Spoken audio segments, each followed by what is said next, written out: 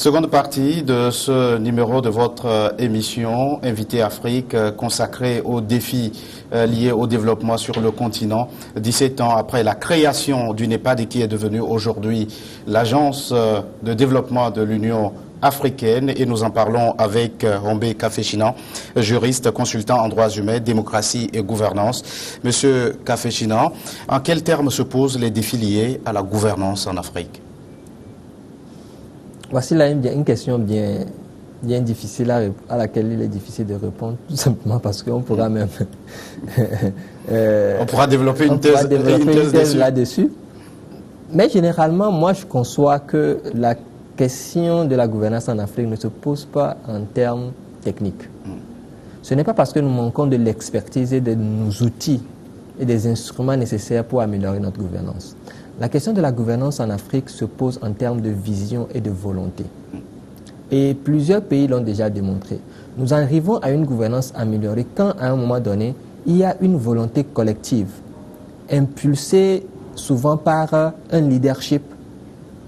On met en place la stratégie pour aboutir à cette gouvernance. Le Ghana en est un exemple concret.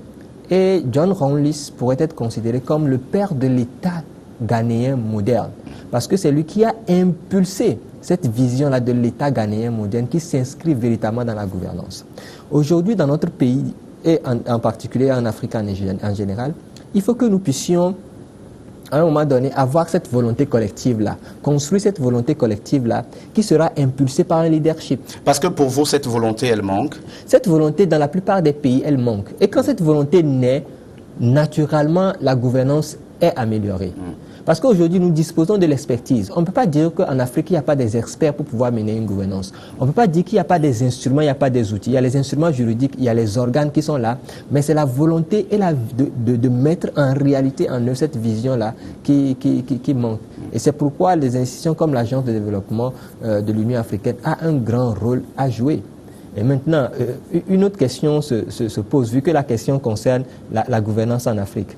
Est-ce que c'est la somme des gouvernances améliorées dans chaque État qui va améliorer la gouvernance en Afrique, ou si c'est l'impulsion de certains organes comme l'Agence de développement de l'Union africaine qui doit impulser cette oui, justement, cette question, tous les pays ne sont pas quand même mauvais élèves en matière de bonne gouvernance.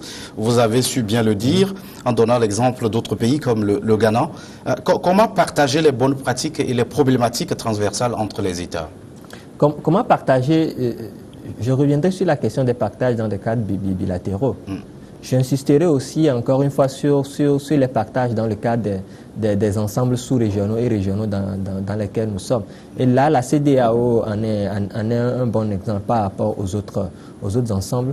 L'Union africaine doit être un cadre dans lequel nous puissions partager véritablement les questions liées, les questions transversales, et aussi pouvoir partager les bonnes pratiques. Et surtout, j'insiste là-dessus, pouvoir arriver à cristalliser ces bonnes pratiques-là dans le droit communautaire. Tant que cela n'est pas fait, cela resterait dans le cadre de simples recommandations qui n'auront pas la force obligatoire pour être appliquées. Hombé Kaféchinan, une agence de développement de l'Union africaine, le moteur dans la mise en œuvre de l'agenda 2063 de l'Union africaine adopté le 31 janvier 2015 lors de la 24e session ordinaire de la conférence des chefs d'État? Le moteur, oui, évidemment. Tout simplement parce que désormais, l'agence devient un organe à part entière de l'Union africaine qui a une vision, celle de l'agenda 2063. Et vous conviendrez avec moi qu'il y a une coïncidence entre l'agenda 2063 et l'agence de développement, qui est la question du développement. La question du développement est au cœur même de l'agenda 2063. La question du développement en Afrique, la question du développement sectoriel et puis global. Quand je parle du développement sectoriel, je prends des secteurs clés comme la question de l'agriculture, la promotion de la lutte contre la pauvreté, le changement climatique, la paix et la sécurité, qui sont des questions fondamentales qui doivent pouvoir permettre une impulsion du développement. Vous avez déploré tout de suite le manque de vision au niveau du processus de développement. Est-ce que cet agenda 2063 de l'Union africaine n'incarne pas cette vision au niveau continental? Elle incarne une vision, mais cette vision-là n'est pas une vision partagée. Ce n'est pas une vision acceptée d'ailleurs parce qu'on ne la connaît pas. Toi et moi, en tant que faisant partie sans aucune prétention de la classe élitiste, nous connaissons cet agenda 2063-là. Mais est-ce que nos jeunes frères, est-ce que nos mamans au village connaissent cet agenda 2063? Non, ils ne le connaissent pas. Parce qu'une vision, avant de pouvoir être efficace, doit pouvoir être partagée. Donc c'est ce qui fait un handicap pour cet agenda 2063. Mais l'agence de développement aura pour cahier de charge de pouvoir participer à ce que la question du développement puisse être assez inclusive et participative. Alors comment faire en sorte que cette vision soit partagée par tout le monde? Il faut qu'on puisse ramener cet agenda 2063 dans le paradigme africain. En quoi faisant concrètement? Il faut que, par exemple, nos jeunes frères ne soient pas occupés avec des cours qui n'ont rien à voir avec leur paradigme, mais qu'on puisse leur permettre de pouvoir s'approprier cet agenda 2063. Que la jeunesse, que les femmes, que chaque couche sociale puisse être amenée à s'approprier. Au-delà de ça, il faut qu'on puisse utiliser ce que moi j'appelle nos identifiants culturels pour que nous puissions assimiler cet agenda 2063-là. Nos langues, nos cultures, nos danses, nos réalités. Il faut que cet agenda 2063 qui traduit toutes ces réalités-là puisse être ramener à ces niveaux avec ces outils dans nos langues afin que nous puissions véritablement comprendre l'agenda 2063. Toi et moi, on peut lire l'agenda 2063 en français et comprendre. Mais comment est-ce qu'on peut expliquer l'agenda 2063 à nos jeunes frères, à nos mamans, à nos frères et sœurs qui n'ont pas encore la possibilité de pouvoir avoir accès aux outils élitistes? Et là se pose encore le problème des défis liés culturels. Comment gagner le pari de l'identité africaine et la renaissance continentale telle que voulue par les pères fondateurs de cette Union africaine? C'est retourner à la vision originelle. C'est aussi simple que ça. Que contient-elle? Il faut créer l'identité. Le but était au début de pouvoir créer une identité à l'Africain. Parce qu'avec le colonialisme, l'esclavagisme, l'Africain a perdu cette identité-là. C'était la principale lutte des pères fondateurs de l'Union africaine et des pères qui ont lutté pour l'indépendance. C'est de pouvoir amener l'Africain à retrouver cette identité-là. Aujourd'hui, quand on parle de l'identité chinoise, on connaît cette identité-là, on sait ce qui identifie le chinois. Quand on parle de l'identité occidentale, on sait ce qui identifie, ce qui on peut mettre dans cette identité-là. Mais quand on parle de l'identité africaine, cette identité africaine-là est diluée, elle est crispée. Et souvent, on le justifie par l'universalisme. Même si je suis partisan de l'universalisme, on doit pouvoir construire cela sur l'identité africaine, sur nos valeurs, sur nos danses, sur nos cultures, sur nos langues. Et il y a aujourd'hui des éléments objectifs qui doivent nous permettre de pouvoir nous lancer dans cela. On n'a pas pu construire les États-Unis d'Afrique, qui était un pan de cette vision originelle, mais aujourd'hui on peut quand même arriver à l'esprit même de cette vision-là, qui est de retrouver, de redonner à l'Africain sa dignité. Parce que c'est ça qui est au cœur même de cette identité africaine-là. Et aujourd'hui, cette identité, tu conviendras avec moi, elle est bafouée, cette dignité est bafouée avec ce que nous voyons au travers du terrorisme, au travers de l'immigration clandestine, au travers de nos frères et sœurs qui meurent sur la mer. Et cet agenda 2063 contient la vision des chefs d'État, sinon des objectifs parmi lesquels la poursuite de la lutte contre le colonialisme et le droit à l'autodétermination des peuples encore sous le joug colonial, c'est dire que le cordon n'est pas encore coupé. Le cordon n'est pas encore coupé. Et c'est notre souhait, ça. Même si je pense que ce serait difficile que cela soit réalisé, dans la mesure où aujourd'hui, quand on parle du principe de l'autodétermination des peuples, quand on constate que le colonialisme revient sous d'autres formes, notamment la colonisation politique, économique et la colonisation culturelle, on se dit qu'il faut vraiment repenser les choses. Parce que la question, elle est subtile aujourd'hui. Elle n'est pas aussi claire qu'avant, où on voyait avant le colonialisme de manière claire. Mais aujourd'hui, le néocolonialisme est beaucoup plus subtil et il faut qu'on puisse le défaire dans la mentalité. Et il faut commencer par le bas âge. Il faut qu'on puisse amener nos jeunes leaders à pouvoir être beaucoup plus dans une dynamique panafricaniste que dans une dynamique nationaliste. Parce que plus nous allons nous enraciner dans le nationalisme, plus nous allons perdre de cette possibilité-là de pouvoir construire et réaliser la renaissance africaine. Il faut qu'on puisse ramener l'Africain dans son paradigme.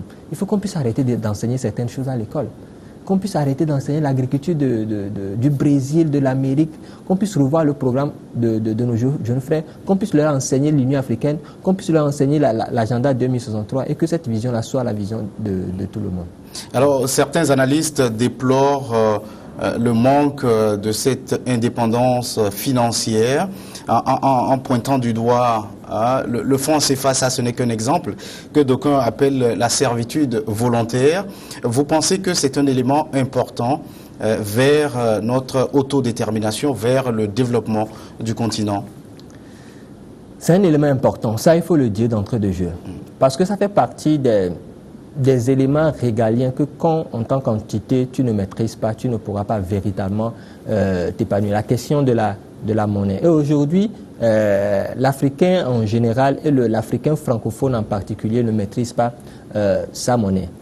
C'est un élément important, mais ce n'est pas forcément l'élément sur lequel nous devons nous focaliser. Ça aussi, il faut que nous puissions avoir le courage de nous le dire. Même si aujourd'hui nous avons notre propre monnaie, que nous n'améliorons pas notre gouvernance, nous allons rester dans cet état. La preuve est que certains États aujourd'hui frappent leur propre monnaie, mais n'en sont pas moins nantis, n'en sont pas plus nantis plutôt, j'allais dire. Vous voyez, non? Donc aujourd'hui, il faut véritablement poursuivre la question de l'acquisition de l'autonomie financière, mais tout en marche, en faisant l'effort d'améliorer notre gouvernance. Et ça, c'est des défis qui sont parallèles. L'Union africaine souffre du fait que pour certains, il ne s'agit que d'une Union africaine des États. Monsieur Kafétina, comment parvenir à une véritable Union africaine des peuples? Il faut faire descendre l'Union africaine de son piédestal. Il ne faut pas que l'Union africaine soit cette institution-là que nous voyons à la télé, la rencontre des chefs d'État, la rencontre des ministres, la rencontre de tels organes. Il faut que l'Union africaine puisse véritablement se rapprocher des peuples. Aujourd'hui, un exemple concret, aujourd'hui c'est plus facile pour un Européen de voyager dans la plupart des pays africains qu'un Africain de voyager dans la plupart des pays africains. D'ailleurs, la question de l'intégration. La question de l'intégration. Je me réjouis parce que parmi les pays africains les plus ouverts aux autres pays africains, il y a le Togo. Et ça, c'est quelque chose à féliciter. Tant que nous ne serons pas ouverts aux autres, cela ne facilitera pas l'intégration et cela ne facilitera pas l'enracinement de ce sentiment d'appartenance à un ensemble commun. Et ça, c'est un élément fondamental. Quoi qu'on dise, tant que cela n'est pas fait, il nous sera difficile de pouvoir véritablement réaliser cet objectif vers lequel nous courons. Comment on peut expliquer ces freins qui bloquent encore l'intégration régionale, l'intégration africaine? C'est parce que nous nous focalisons encore trop sur les frontières physiques et culturelles aujourd'hui. Vous voyez, non? Trop friand de notre souveraineté? Trop friand de notre souveraineté. C'est pourquoi des fois, j'aime beaucoup plus aller avec des exemples basiques. Quand je capte des télévisions sénégalaises et que je les entends parler Wolof, c'est vrai que je n'entends rien, mais je suis fier. Je suis fier du fait que cela doit m'amener à pouvoir apprendre le Wolof. Là, je suis en train de briser les frontières. Je ne me focalise pas en tant que Togolais et tout, mais je m'ouvre aux Sénégalais, comme eux aussi s'ouvrent à moi. Aujourd'hui, les Blancs le font, pourquoi est-ce que nous ne pouvons pas le faire? Il sera difficile pour nous de pouvoir avoir une même langue, une écriture commune, ce genre de choses, mais nous pouvons d'une manière ou d'une autre nous ouvrir les frontières, aussi bien les frontières physiques que les frontières culturelles, afin de pouvoir créer ce brassage-là qui est nécessaire pour l'unité africaine. On sait combien il est difficile de réussir ce pari au niveau sous-régional, au niveau régional. Le cas des espaces communautaires comme l'UEMOA, la CEDEAO, n'est-ce pas prétentieux de l'envisager au niveau continental? Ce n'est pas prétentieux. Au niveau sous-régional, il n'y a pas que des échecs. C'est pourquoi il faut le dire, la CEDEAO n'est pas un échec. La CEDEAO n'est pas un échec, mais l'intégration n'est pas encore réussie. L'intégration n'est pas encore réussie, tout simplement parce que c'est un processus qui peut-être doit prendre du temps. N'oubliez pas, c'est une question culturelle. Et pour pouvoir fondre ce qui est des questions culturelles, ce n'est pas comme on achète un appareil électroménager avec un mode d'emploi et en un seul instant on pourra le régler. Les questions culturelles prennent un peu le temps. Cela sera difficile, mais pas impossible pour nous.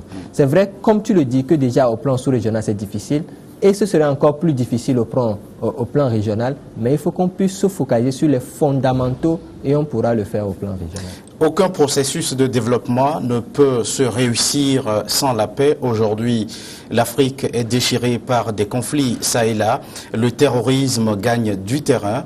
Kafétina, est-ce que nous sommes partis dans un cycle infernal de violence? Quelle lecture vous en faites? Est-ce qu'on est parti dans un cycle infernal de violence? Je ne le pense pas. Dans la mesure où la plupart des violences en Afrique aujourd'hui sont beaucoup plus des instrumentalisations politiques que des questions de menaces à la paix et à la sécurité. Et j'aimerais bien préciser mes propos. Je ne m'inscris pas en négationnisme ou en faux par rapport à ce que les populations vivent au Mali, en RDC, au nord du Nigeria, au Niger. Mais il faut convenir avec moi aussi que la plupart de ces groupuscules-là sont nourris de l'intérieur et de l'extérieur par des forces dont les raisons ne pourront être développées sur ce plateau parce que le temps ne suffirait pas. Il faut véritablement que nous puissions prendre la volonté de pouvoir éradiquer ces fléaux-là. Et l'armée tchadienne l'a prouvé à suffisance. L'armée tchadienne a pu venir à bout à ses frontières en ce qui concerne, ils ont repoussé les terroristes. Aujourd'hui, je me réjouis du fait que nous sommes en train de mettre en place le groupe G5 Sahel. C'est un espoir.